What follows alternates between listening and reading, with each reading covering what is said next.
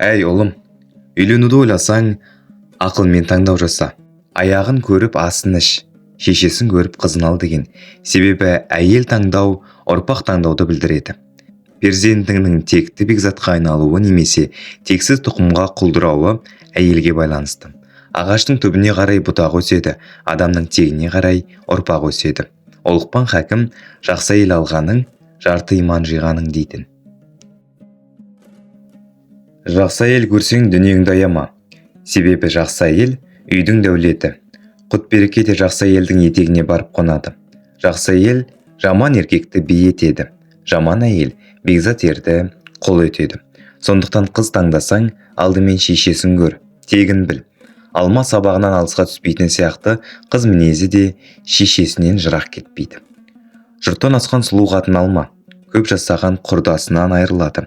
Қатыны сұлу жолдасынан айырылады деген. Ақылы жоқ сұлуды өңі жаман текті артық. Ұрлап алған түйеден еңбекпен тапқан ешкі артық. Көзі таңдама, қатығын таңда. Сұлу таңдама, ақылын таңда дейтін даналар. Себебі сырты сұлуды, іші сұлу бұйдалап жетелейді. Ақылдердің ішінде алтын ерлі ат жатар. Ақылды жардың ішінде алтын айдар ол жатар деген.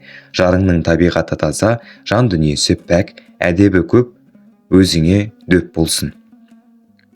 Әйел таза жүрсе, дүниеге дені сау ұрпақ келеді. Пәлегі таза қауынның түйнегі де таза келеді деп бұрынғылар бекер айтпаған. Енді бір даналар, борай-борай қар жауса, жердің жүзін қаралар. Жақсы әйелдің белгісі жүрген жерін тазалар дейді. Бұл да қаперге ілінетін сөз. Әйелдің етек жеңіне, киім-киінісіне, жүріс-тұрысына назар сал. Тазалық тапсаң, ондай әйелден ғапыл қалма. Қазанның қақпағын қымтап ұстай алатын жан болған абзал. Өйткені сен үнемі түзде жүресің. Әйел үйдің берекесі, ер азамат түздің берекесі деген. Үйдегі ұрысты шашпай, көзді сақтаған кірпіктей күзетіп отыратын жақсы әйел. Әйелдің әдебіне де назар сал. Әдепсіз әйел тұзсыз аспен тең. Тұзсыз ас таңдайға қалай татымсыз болса, әдепсіз әйел де көңілге татымсыз болады. Егер әдепсіз ісін көрсең, заматта тезге сал. Әйелдің кемшілігін айтпасаң, өзің кінәлі боласың. Білімді әйелдің іс-әрекетіне тыйым салма, яғни оның тым білгіштігінен қорықпа. Әйелің білімді болса, ұрпағың ілімді болады. Даналар, ұлға білім берсең, сауатты ер шығады, қызға білім берсең, сауатты ел шығады дейді. Әй ұлым, сұлулықтың мекені сыртқы тәнде емес, адамның жүрегінде болады. Хас сұлуды көргің келсе, жүрегіне үңіл. Бет жүзіне қарап, таразылаудан түңіл. Себебі күш білектен шықса, сұлулық жүректен шығады. Адам ар-ұят ақылымен ғана сұлу. Адамның тән сұлулығы ар-ождан, ақыл-парасатпен толықпаса, жануардікіне ұқсап кетеді. Жүні жылтыр құндызды құмарттың не, жүзі жылтыр қыздарды ұнаттың не, парқы қалмайды. Тән сұлулығы адамды алдайды. Сыртқы сұлулық бейне бір гүл сияқты. Жаз айында әсемдікке толады, күз келгенде тез сарғайып солады. Ал жүректің сұлулығы қартаймайды. Ол қартық келгенде кенеріне қайта толған теңіздей толқи береді. Әй ұлым, басыңа ғашықтық саудасы түссе, менің тілімді алғайсың. Сұлуға жүз бұрғанда көз бен құлағыңа сенбе. Олар азды, қылымсыға назды көреді. Таяз суда маржан болмайды. Тастың ең жауһары терең судың түбінде жатады. Балғын гүлде сояу жоқ, қас сұлуда бояу жоқ деген. Нағыз аруды көзбен құлақ тани алмайды. Оны көңіл ғана сүйеді. Бұрынғы даналар сұлуды көру көзбен, таңдау жүрекпен, көңіл кімді қаласа, сол сұлу дейтін. Егер бір жерге бара қалсаң, сүйгеніңді өзіңмен бірге алып барма. Егер ертіп бара қалсаң, көпшілік алдында қызғанба. Сүйгеніңнің сезімін ешкімде әкетпейді.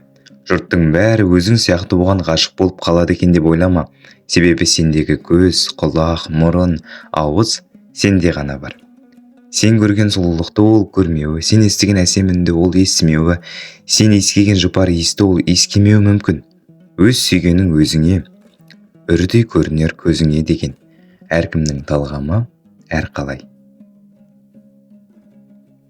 Әй ұлым, егер перзент сүйсең, алғашқы әкелік міндетің сәбиге жақсы ат қою. Жақсы есім малдан артық, ардақты есім аспаннан да асқақ.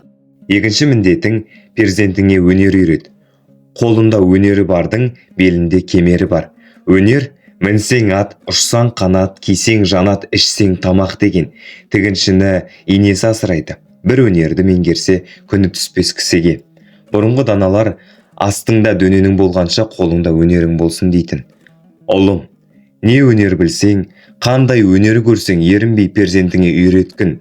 Аталық парызыңды өтеп, оған мейірім шапағат көрсетіп, дүниедегі түрлі пәлекеттен құтылуға себепкер боласың. Адам өз басына қандай іс түсетінін білмейді. Қиын күн үйренген ілімі мен өнер қысылған шағында қол созады. Ата-ананың өз перзентіне әдеп тәрбиеден артық жақсы мирасы жоқ.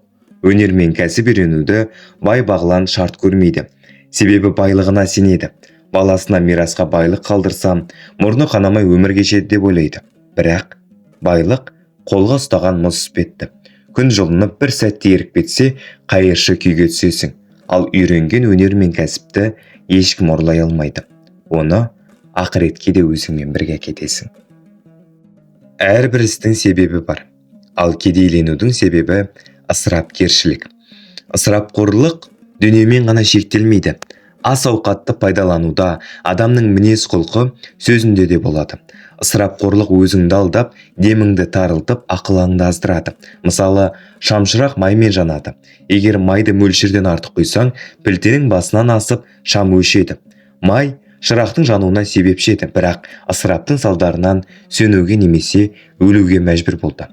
Данышпандар тірліктің барлық түрінде ысырапқа жол бермеңдер депті.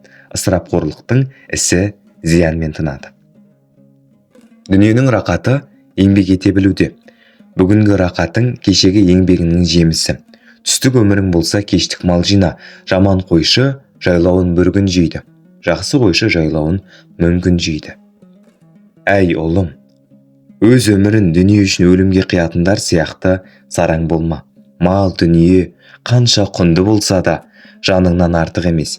Еңбек етіп жинаған малыңды орнымен жұмсағын. Әке насихаты мұнымен аяқталмайды. Жалғасы келесі бөлімде.